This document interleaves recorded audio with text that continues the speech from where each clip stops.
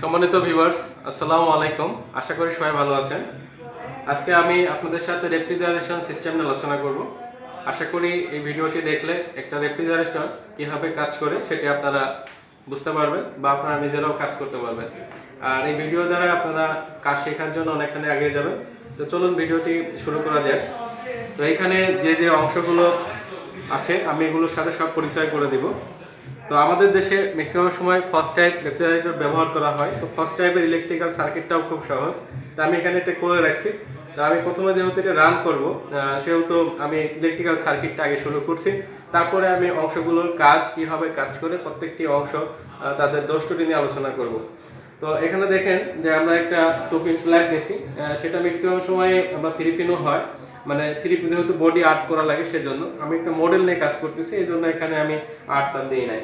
তো ঠিক আছে, আমাদের যে নিউট্রালটি দেখেন এখান থেকে, এই নিউট্রালটি যেহেতু এটি একটি লোড বাতি, তো বাতিতে একটা গেছে সুইচ হয়ে, অনেক সময় সুইচটি ঘুরে ওই পাশেও থাকতে পারে। তো এখান থেকে এসে তারপরে দেখেন আমাদের রিলেতে লাগছে। আর এখানে যে ফেসটি, এই ফেসটি এসে একটি সুইচ, এটা হলো থার্মোস্ট্যাট সুইচ, থার্মোস্ট্যাটে লাগছে। থার্মোস্ট্যাটের অপর পাশ থেকে এসে তারপর একটা ওভারলোড প্রোটেক্টর হয়ে কম্প্রেসরে লাগছে। এখন এই থার্মোস্ট্যাটটা আমরা এখানে কিন্তু তাদের টেম্পারেচার কম বেশি করতে পারি কিছুটা, যেটা আমাদের ফ্রিজের মধ্যে কিছু যখন আমরা টেম্পারেচার কম বেশি করে দেখাচ্ছে 1 2 3 4 5 6 এরকম 7 পর্যন্ত থাকতে পারে, সেই নবটা কিন্তু এই নবটা, ওকে। আর এটা অটোমেটিকলি আমাদের এই ইলেকট্রিক্যাল লাইনকে ডিসকানেক্ট করতে পারে। সেই ডিসকানেক্টটা করে হলো এখানে তার যে বিলুজ আছে, এই বিলুজটি এই অংশের থেকে ঠান্ডা সংগ্রহ করে নির্দিষ্ট ঠান্ডা হলে সে সার্কিটটি অফ করে দেয়। তো এগুলো আমি পরে আলোচনা করতেছি ডিটেলস।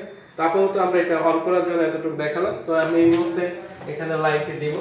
লাইনটা দিলে আমরা যদি আমাদের প্লাগটি অন হয়, আমাদের এখানে অ্যাম্পিয়ার নিবে, ঠিক আছে। আমরা দেখতে পারবো অ্যাম্পিয়ারটা। তো দেখেন যে এখানে প্রথমে কিন্তু অ্যাম্পিয়ারটা বেশি নিয়েছিল, দেন এটা কমে এখন আমরা দেখতে পারি যে 0.51 বা 0.6 এ এখানে আছে, 0.5 এ আছে। আর এই যে বাতিটি এটা জ্বলতেছে, এই বাতিটি আমাদের ফ্রিজটি যখন থাকে নরমাল, তো সেটা দরজা বন্ধ থাকে। তো দরজা বন্ধ থাকলে বাতিটি কিন্তু বন্ধ থাকে, ঠিক আছে। আর যখনই দরজাটা খোলা হয় বাতিটি খোলে। তো এই সুইচটা দরজা দ্বারা অন অফ হয়, এই জন্য এই সুইচের নাম ডোর সুইচ, ওকে। তো আমি এখানে যেহেতু আমরা দরজা লাগাই নাই, তো সেজন্য এটি অনই থাকছে, তো অন আছে।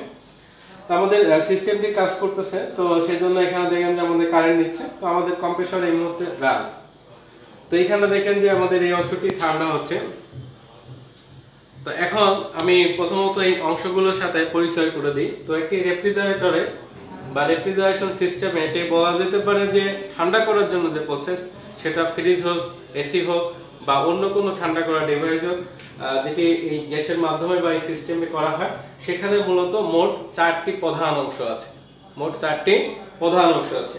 এই 4টি অংশ ছাড়া এই কাজগুলো করা সম্ভব না। আর এই 4টির সাথে আরো কিছু আনুষঙ্গিক যোগ করা যেতে পারে। তো আমরা প্রথমত সেই 4টি অংশ জেনে নিই, সেই 4টি অংশ কি কি। তো প্রথম অংশটি হলো এই কম্প্রেসর। এটি হলো কম্প্রেসর। তো কম্প্রেসর এর কাজ হলো লো প্রেসার গ্যাসকে হাই প্রেসার করে দেওয়া, অর্থাৎ এক পাশ থেকে সেই গ্যাসটা আনে। দেখেন এখানে কম্প্রেসরের কিন্তু 3টি লাইন আছে বলা যায়। যেমন এই একটি, এটি আমরা গ্যাস চার্জিং করার পরে সিল করে দিয়েছি, এই অংশটা এখন বন্ধ আছে। প্রথমত এটি যখন কাজ করতে হয় তখন লাগে, পরে আর লাগে না। আবার রেফ্রিজারেশন আমার এয়ার কন্ডিশনার সিস্টেমে দেখা আছে আমাদের 2টি অংশ থাকে, একটি থাকে না। যাই হোক, এটির নাম হলো সাকশন। এই দুটো হলো সাকশন, একই 2টি অংশ, তার একটি এখানে বন্ধ হয়ে গেছে, অপরটি কাজ করছে। তো কি করে আমরা সাকশনটি বুঝবো? তো এই সাকশন আসলে দুটি একই মাপের থাকে, যেহেতু দুটো একই, দুটোর মাপ সেম। এটা যে সাইজ, এটার সাইজ সেম। আর অন্য একটি আছে এখানে, এই অন্যটি, এটা কিন্তু চিকন। তো এটা আমাদের হলো, দেখেন এই অংশটা চিকন, এটা হলো এটার তুলনায় চিকন। তো যেটা চিকন সাইজটি, এটা হলো আমাদের ডিসচার্জ লাইন, অর্থাৎ এখান থেকে গ্যাসটি উচ্চ চাপে বের হয়।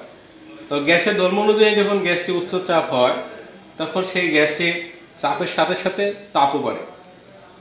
তো এখানে যখন উচ্চ চাপ হচ্ছে, সেই সঙ্গে এখানে যে তাপটি হবে, এই তাপটি অনেক তাপ এখানে হয় 8 বারের মতো।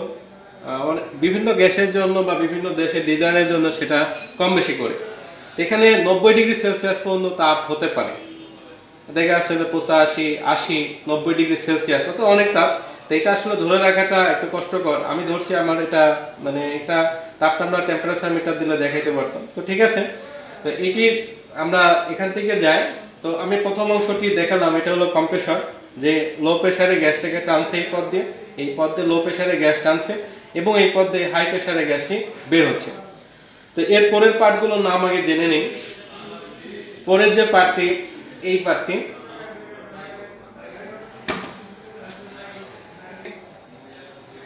এটা হলো কন্ডেন্সার। এটা হলো এই যে কন্ডেন্সার। তো এই কন্ডেন্সার দেখেন যে এখানে আমরা দেখতে পাচ্ছি যে এখানে লেয়ার করা, একটা, দুটো, তিনটা, চারটা, পাঁচটা, ছয়টা, সাতটা, আটটা। আমরা যদি এই সাইডটা গুনে দেখেন যে এখানে কিন্তু এই লেয়ারটা 1, 2, 3, 4, 5, 6, 7, এখানে কিন্তু একটা কভার করা নাই আর কি। যেমন এখানে 8টা লেয়ার আছে, এগুলোকে লেয়ার বলা হয়। তো বিভিন্ন লেয়ারের বাজারে কিনতে পাওয়া যায় 6, 8, 10 এরকম করে আর কি, ঠিক আছে। তো এই কন্ডেন্সারের কিন্তু এগুলো তো ভিতরে টিউব আর কি, এর ভিতরে যেহেতু গ্যাস যেতে পারে সেটাই এর কাজ। তো উচ্চ চাপে গ্যাসটি যখন আসলো তার তাপটাও অনেক বেশি। তো এই তাপের গ্যাসটি যখন এখানে এর ভিতরে আসে, তো এটার কাজ মূলত এই তাপটাকে বাইরে বাতাসের সাথে বা পরিবেশের সাথে ছড়িয়ে দেয়। তো বাতাসের সাথে তাপটা ছড়িয়ে দিলে অর্থাৎ গ্যাসটি আগের তুলনায় ঠান্ডা হয়ে আসে। গ্যাসটি যখন ঠান্ডা হতে থাকে অর্থাৎ তাপ হারিয়ে যায়, তখন গ্যাসের ধর্ম অনুযায়ী এই গ্যাসটি তরলে রূপান্তর হয়, লিকুইড হয়ে যায়। গ্যাসের অবস্থাটা গ্যাসিয়াস থেকে লিকুইড হয়ে যায়। দেখা যাচ্ছে এটা কিছু লেয়ার পার হওয়ার পরে সে লিকুইড হতে শুরু করে। তখন এই গ্যাসটা লিকুইড হয়। এই লিকুইড হয়ে সেই গ্যাসটা ফিল্টারে বা স্ট্যান্ডার্ড ড্রায়ারে আসে। এখান থেকে যদি কোনো কারণে কোনো ময়লা থাকে, ময়লা থাকার কথা না, তারপরে এখানে ছাঁকনি আছে, সেই ছাঁকনির মাধ্যমে সেটা ছেঁকে এই সরু অংশতে আসে। তো যাই হোক, এটা হচ্ছিল আমাদের দ্বিতীয় পার্ট, এটা হচ্ছিল কন্ডেন্সার। আর 3 নম্বর অংশটা হলো এই সরু টিউবটা, ক্যাপিলারি টিউব। এই সরু টিউবটি আমাদের প্রয়োজন পড়ে। এটি হলো 3 নম্বর পার্ট, ক্যাপিলারি টিউব। তো এই যে 3 নম্বর পার্টটি ক্যাপিলারি টিউব, এই ক্যাপিলারি টিউব হয়ে তারপরে গ্যাসটি এখান থেকে এই ইভাপোরেটরের মধ্যে চলে আসে। তো ইভাপোরেটর যখন আসে, দেখেন ক্যাপিলারি টিউবে যখন লিকুইড গ্যাসটি আসতেছে, এই লিকুইড গ্যাস যেহেতু এই সরুটা, এর ভিতরে যে পথটা খুবই সরু, এটিকে আসলে থাউতে প্রকাশ করে, অর্থাৎ 1 ইঞ্চিকে 1000 ভাগ দিলে সেটা থাউ হবে। তো এটি সাধারণত 34-33 থাউ এরকম ব্যবহার করা হয়। তো সেই থাউ এসে এর ভিতর থেকে এসে যখন এই পরোটার মধ্যে ঢুকে, তখন একটু প্রশস্ত জায়গা পায়। যেহেতু গ্যাসটি আসতেছে, অল্প পরিমাণে গ্যাস আসতে পারে সরু পথ দিয়ে, সেটি এই প্রশস্ত জায়গার মধ্যে গেলে তখন সেই গ্যাসটি আবার গ্যাসীয় অবস্থায় চলে যায়, অর্থাৎ লিকুইড অবস্থা থেকে সে ভেপার হয়ে যায় বা গ্যাসীয় অবস্থায় চলে যায়। এটি আসলে গ্যাসের ধর্ম। আমরা যেমন বিভিন্ন সময় গ্যাস লাইট বা আমরা বিভিন্ন গ্যাস ব্যবহার করি, এমনকি আমাদের স্প্রে বা অন্য কিছু, সেখানে আমরা ছেড়ে দিলেই কিন্তু ভিতরে আমরা ঢাকিয়ে দিলে তরল দেখতে পারি, বা গ্যাস লাইট যেমন আমরা তরল দেখতে পারি, কিন্তু ছেড়ে দিলে সেটা গ্যাসিয়াস হয়ে যায়। অনুরূপ এর ভিতরেই কিন্তু সেটা লিকুইড অবস্থা থেকে এটা গ্যাসিয়াস অবস্থায় হয়ে গেল, অর্থাৎ তরল থেকে গ্যাসটা যখন বাষ্পীভূত হলো তখন এটাকে বলা হয় ইভাপোরেশন। তো এখানে ইভাপোরেশন হলো। তো ইভাপোরেশনের জন্য এই যে এটা ঘটছে এই অংশটার নামই হলো ইভাপোরেটর। এই ইভাপোরেশন করে এই জন্য ইভাপোরেটর। তো এটা যখন গ্যাসটি সে তরল থেকে গ্যাসিয়াস অবস্থায় গেল, তখন গ্যাসে একটি তাপ হারিয়ে ফেলে আর কি, সে একটা সুপ্ত তাপ হয়, মানে যে গ্যাসের তাপটি হয়, এই তাপটি অনেক মাইনাসে হয়। অবশ্য বিভিন্ন গ্যাসের বিভিন্ন রকম তাপ হয়, সব গ্যাসে একরকম না। তবে রেফ্রিজারেশন সিস্টেমে যে গ্যাসগুলো ব্যবহার করা হয় বর্তমানে R134A অথবা R600A, 600A, তো এই গ্যাসগুলো এখানে দেখা যাচ্ছে -30 থেকে -34 ডিগ্রি সেলসিয়াস পর্যন্ত ঠান্ডা করে থাকে। এটা কিন্তু গ্যাস ঠান্ডা হয়, ভিতরের গ্যাসটি। তো ভিতরের গ্যাস ঠান্ডা হওয়ার দরুন দেখেন যে এখানে আমরা এই যে দিনের আবহাওয়া এটা রেখে দিয়েছি, তো বাইরে থেকে যে জলীয় কণা আছে বায়ুমণ্ডলের বা বাতাসের, সেটা এখানে কিন্তু জমা হয়ে যাচ্ছে ঠান্ডা হওয়ার কারণে। আর যেহেতু এটা খোলা জায়গায় আছে, এর সবগুলো লেয়ারগুলো ঠান্ডা হতে পারেনি। এটা ভিতরে ঠান্ডা, কিন্তু এখানে যেভাবে জমছে সবগুলো এভাবে জমে নাই।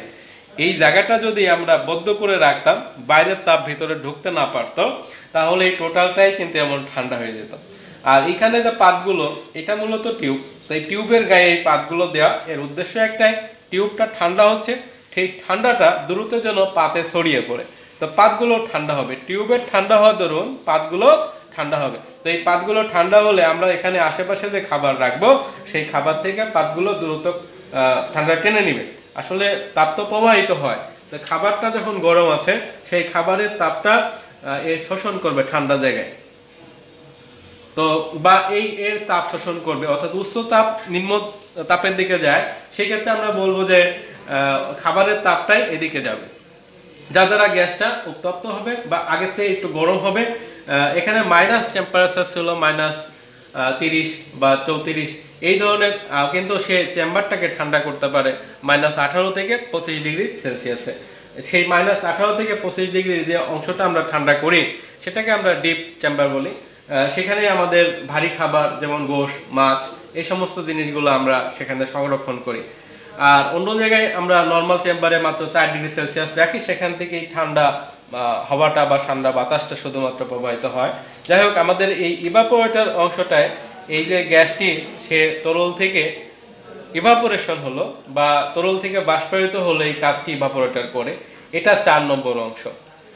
যখন এই তরল অবস্থা থেকে আবার গ্যাসটি বাষ্পায়িত হয়ে গেল, তখন এই গ্যাসটি এখান থেকে আবার খাবারের তাপ শোষণ করার পরে যখন গ্যাসটি এখান থেকে বের হতে যায়, তখন এই গ্যাসটি দেখা যাচ্ছে সেটি -18 ডিগ্রি বা -15 ডিগ্রি এরকম তাপ থাকে।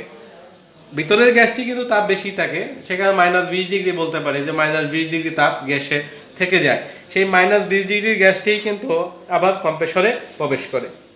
তো এখানে কম্প্রেসরে -20 ডিগ্রি গ্যাস প্রবেশ করছে 0.6 বারের মতো, আর এখান থেকে 8 বার অর্থাৎ 90 ডিগ্রি সেলসিয়াসের মতো উচ্চ তাপে এবং উচ্চ চাপে গ্যাসটি বের হচ্ছে। ঠিক আছে, তো এখানে আমরা একটু উপরের দিকে উঠি। তো এখানে দেখেন যে আমরা 4টি অংশ নিয়ে কিন্তু আলোচনা করছি। সেই 4টি অংশ ছাড়াও আমরা 2টি অংশ এখানে দেখছি, যেমন এখানে আরেকটি অংশ যেটি ইভাপোরেটরের সাথে লাগানো, এটার নাম হলো অ্যাকুইমুলেটর। তো অ্যাকুইমুলেটর হলো যে আমাদের এই যে গ্যাসটি এখানে আসতেছে তরল অবস্থায়, যদি কোনো কারণে যে কোনো কারণবশত তরলটা বাষ্পায়িত হতে না পারে, বাষ্পায়িত তরল অবস্থায় যদি এখান থেকে ব্যাক করতে চায়, সেটি আসলে কম্প্রেসরের জন্য হবে ক্ষতিকর। সেই কম্প্রেসরের ক্ষতির হাত থেকে রক্ষা করার জন্য এই জিনিসটা অ্যাকুইমুলেটর এখানে রাখা, এখানে তরল গ্যাসটি জমা হবে। তো এটা আসলে একটু উঁচু থাকে, এটি মুখটা উঁচু হয়ে থাকবে, এখানে যেমন আমরা বসেছি এমন না, একটু উপর দিকে মুখ করে থাকবে।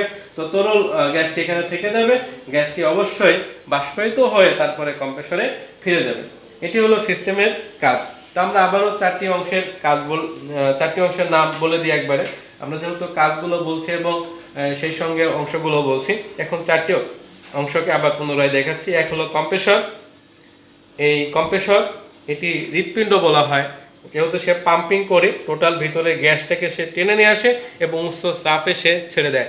তাহলে কম্প্রেসর একটি রেফ্রিজারেশন সিস্টেমের হৃৎপিণ্ড।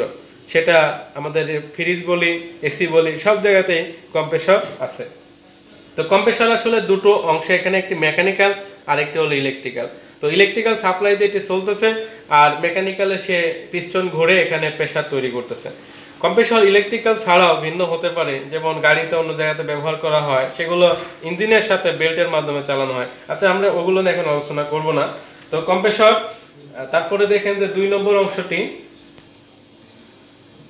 এটা কন্ডেন্সার। কন্ডেন্সারের শেষে একটি বাড়তি অংশ আছে ফিল্টার, এটি ছাড়াও কিন্তু কাজ হয় এই 4টি অংশের বাইরে কিন্তু এটি। তো 2 নম্বর অংশটি হলো কন্ডেন্সার এবং 3 নম্বর অংশটি এটা হলো ক্যাপিলারি টিউব। তো আমি এখানে একটি জিনিস স্মরণ করে দিই, কন্ডেন্সার যখন সংযোগ করতে হয়, কন্ডেন্সারে কিন্তু দেখেন এই 2টি মুখ। তো কন্ডেন্সার যখন কম্প্রেসরের সাথে সংযোগ হয়, কম্প্রেসরের যে ডিসচার্জ লাইন, সেই লাইনটি কিন্তু উপরের দিকে সংযোগ হয়, কারণ এখানে গ্যাস অবস্থায় সেটি ওঠে। তো এটি আসলে উপরের দিকে ওঠে, তো গ্যাসের ধর্ম অনুযায়ী সে উপরে ওঠে। যেহেতু উচ্চ চাপ এবং উচ্চ তাপ, সেই তাপটি এইটা হারিয়ে ফেলার কারণে গ্যাস অবস্থা থেকে সেটি তরল অবস্থায় আসে, অর্থাৎ এখানে বাতাস ছড়িয়ে দেয়। তো কনডেন্সারের কাজ হলো ঠান্ডা করা, অ্যাকচুয়ালি কনডেন্স করা, জমা করা, ঠান্ডা করা। তো এটি সে এই যে আমাদের উত্তপ্ত গ্যাস থেকে তাপ ছড়িয়ে দিয়ে গ্যাসটাকে ঠান্ডা করে সেই গ্যাসটা তরল অবস্থায় রূপান্তর করে, এই জন্য এর নাম হয়েছে কনডেন্সার। সেই কনডেন্সার থেকে যখন গ্যাস তরল অবস্থায় বের হয়, সেখানে একটি স্ট্যান্ডার্ড ডায়ার বা ফিল্টার ব্যবহার করা হচ্ছে, এটি অতিরিক্ত অংশ। আচ্ছা, এর পরের অংশটি ক্যাপিলারি টিউব, সেটি বলছিলাম আপনাদের। তো এটি হলো ক্যাপিলারি টিউব। এটি থাও আগেই বলে দিয়েছিলাম, এটি 33, 34, 35 এরকম থাও ব্যবহার হয়ে থাকে। আর এর পরের অংশটি 4 নম্বর, সেটা হলো ইভাপোরেটর। এটার কার্যবলী আমি এই ভিডিওতেই বলছি। এটি ছিল রেফ্রিজারেশন সিস্টেমের মোট 4টি অংশ। এখানে একটা প্রশ্ন অনেকে করতে পারেন যে ক্যাপিলারি টিউব কতটুকু ব্যবহার করবে। তো ক্যাপিলারি টিউবটা জ্যাম হতে পারে, তো এই জন্য আর কি বলছি। এটি 8 থেকে 12 ফিট পর্যন্ত মানুষ ব্যবহার করে থাকে ফ্রিজে, 8 থেকে 12 ফিট পর্যন্ত। ওকে, সবাইকে ভিডিওটি দেখার জন্য ধন্যবাদ। আশা করি আপনারা কিছু বুঝতে পারছেন। আর আমার খণ্ড খণ্ড আরও কিছু ভিডিও আছে এই বিষয়ে। যারা কাজ শিখতে চান বা আরও জানতে চান, তারা কমেন্ট করতে পারেন। তাদের কমেন্ট অনুযায়ী আমি ভিডিও করতে পারি বা উত্তর দিতে পারি। তো এই ভিডিও ভালো লাগলে আমাদের ভিডিওতে লাইক দিন এবং অন্যদের শেখার জন্য ভিডিওটি শেয়ার করুন। যারা এখন পর্যন্ত আমাদের চ্যানেলটি সাবস্ক্রাইব করেনি, চ্যানেলটি সাবস্ক্রাইব করে আমাদের সাথে থাকুন এবং ভিডিও দেওয়া মাত্রই পাওয়ার জন্য বেল আইকনটি অন করে রাখুন। সবাইকে ধন্যবাদ।